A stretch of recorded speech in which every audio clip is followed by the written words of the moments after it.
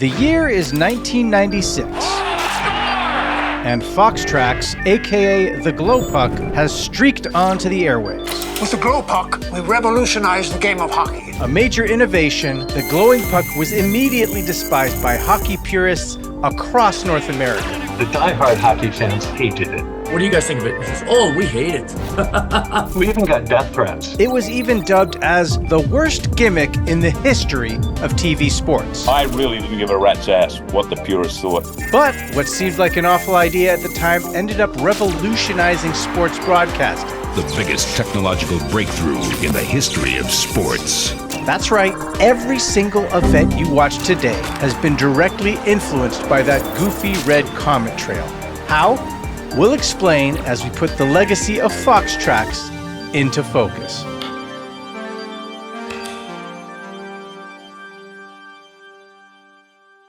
Everyone took themselves terribly, terribly serious. I've always seen sport as kind of like the king entertainment. The origin story of Fox Trax starts with this guy, Dave Hill.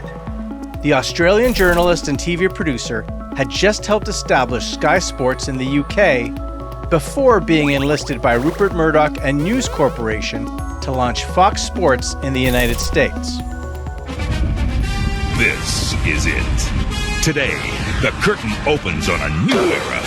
Football. With Fox Sports, to stand apart from my competition, which was ABC, NBC, and CBS, was to regard it as fun. Hello, folks. I'm Terry Bradshaw, and this is a great moment. We would like to welcome you to the NFL on Fox. That's right. You heard it right. Me the other day, Terry. Bradshaw and Fox's NFL studio team would revolutionize sports broadcasting in their own way. But Fox Sports needed more.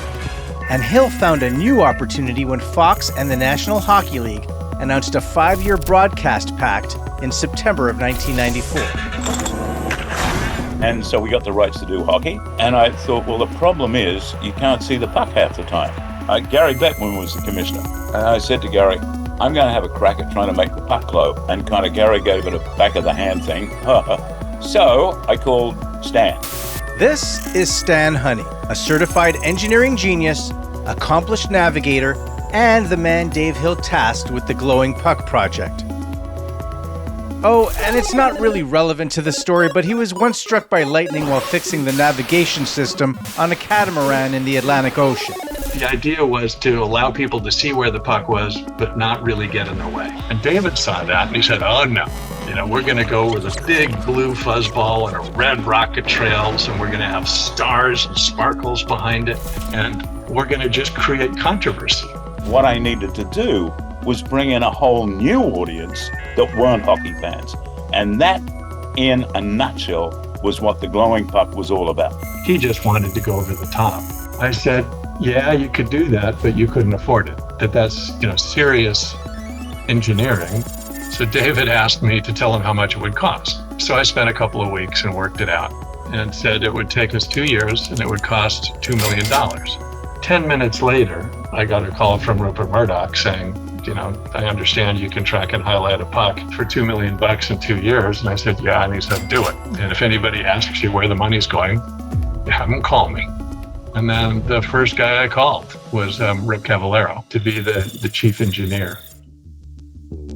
I officially joined the project in February of 95, and we needed to get it on air for the All-Star Game on January 20 of 96. So I think we had about 11 months to get it done. So much for that 2-year timeline. So with just 11 months to work with, how exactly would the team develop a technology that really hadn't been invented yet? Honey and Cavallaro's initial plan was to use radar repeaters in the puck, but the plan was far too expensive, so plan B involved infrared. Instead of using a radar emitter, they embedded an infrared emitter in the puck. That emitter was received by sensors placed on the broadcast cameras, providing a perfect 3-dimensional map of where the puck was located. But I also remember thinking at that time, holy shit, we're just completely changing our strategy a month into this.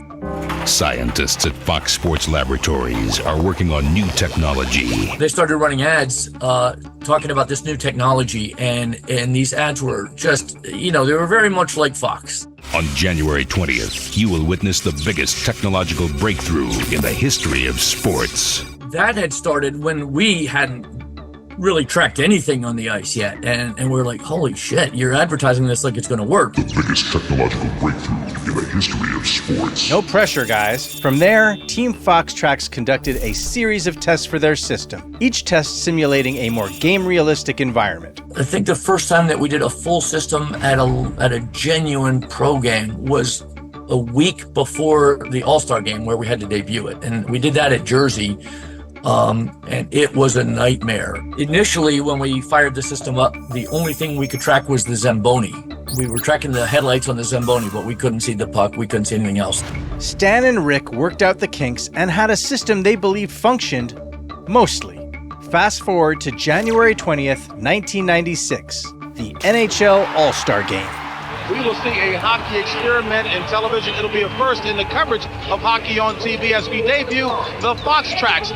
But then, 1 hour before the grand unveiling of the single greatest technological innovation in the history of sports, Fox Trax stopped working. The system would get into a mode where we just couldn't receive any data. There was just noise. And we were pretty sure the problem was in the truck, but we couldn't find it.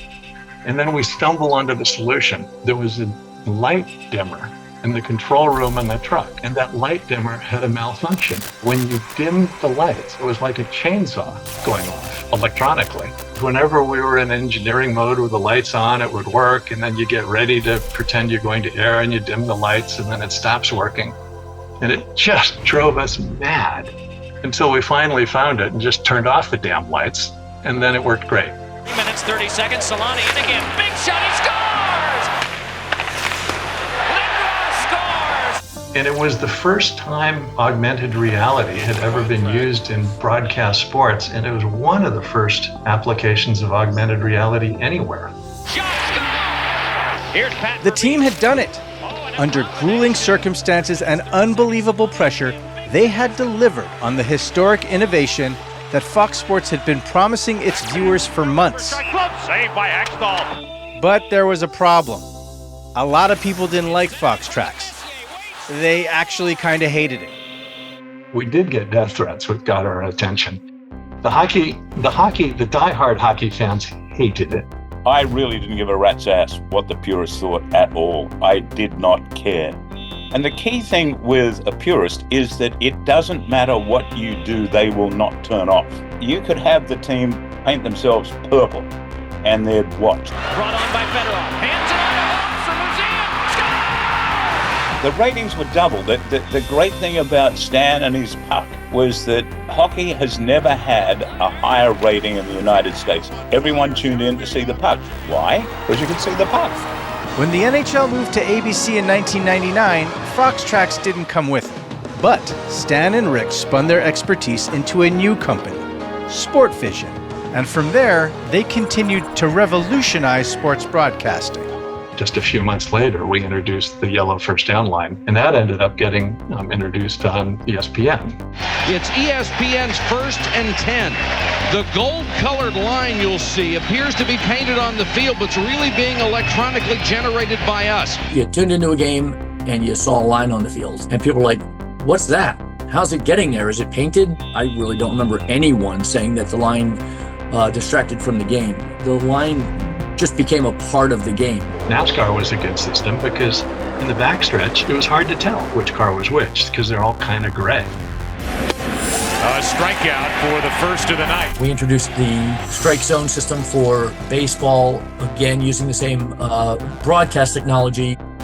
The technology that was hyped up as a true game changer in the history of sports kind of was. And even if the hockey purists hated it in the 90s, even if they sent death threats to the system's creators, you just can't deny the awesome legacy of the technology. Certainly Fox Trax was the first one. It's really hard to do something the first time because there's a small subset of technical professionals and engineers who are willing to work on things that have never been done before. But once you do it, there's a whole bunch of people in the world that look at that and say, oh, cool, well, we could do that for these other sports. So once we did that, the race was on.